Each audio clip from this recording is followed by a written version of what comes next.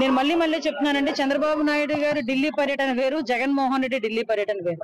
జగన్మోహన్ రెడ్డి ఢిల్లీ పర్యటన చేస్తే ఆయన కేసులు ఒకటో వాయిదా పడడమో లేకపోతే కోర్టులు కొంచెం ఊరట కలిగించడమో జరిగేది. కానీ చంద్రబాబు నాయుడు గారు మీరు అబ్జర్వ్ చేస్తే ప్రజలు కూడా వదిలేస్తున్నా, ఇది నేను ప్రజలు కూడా ఆలోచించుకోవాల్సిన అవసరం ఉంది.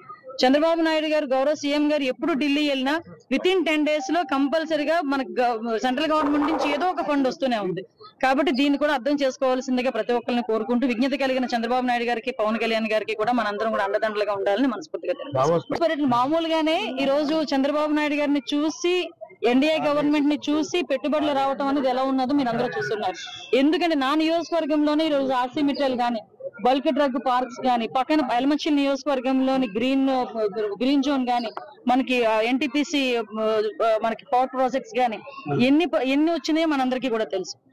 ఇవే కాకుండా జనరల్ గా మనకి గూగుల్ వాళ్ళది గానీ, మనకి కంపల్సరీగా వచ్చేది టీసీఎస్ గానీ, అంటే ఓవరాల్ గా పెట్టుబడులు వెలువ అనేది వస్తుంది. ఈ రోజు ఒక మంచి ప్లాట్ఫామ్ దొరికింది దావోస్ లో. ఆ ప్లాట్ఫామ్ లో కూడా ఈ రోజు గౌరవ చంద్రబాబు నాయుడు గారు, లోకేష్ గారు ఇద్దరు కూడా ప్రసంగించనున్నారు. అది ఒక మంచి అవకాశం కింద భావించాలి. ఇంతకు ముందు దావోస్ పర్యటన అంటే చలి ఎక్కువ ఉంటుంది అని చెప్పుకునే సందర్భాల నుంచి, మంత్రుల నుంచి ఈ రోజు దావోస్ పర్యటన అంటే ఎన్ని కోట్ల పెట్టుబడులు ఆంధ్రప్రదేశ్ తీసుకొచ్చామని గర్వంగా తలెత్తుకుని తిరిగి వచ్చి ప్రెస్ మీట్లు చెప్పుకునే స్థాయికి ఈ రోజు వచ్చిందని చెప్పడానికి ఇది ఒక నిదర్శనంగా భావించాలి.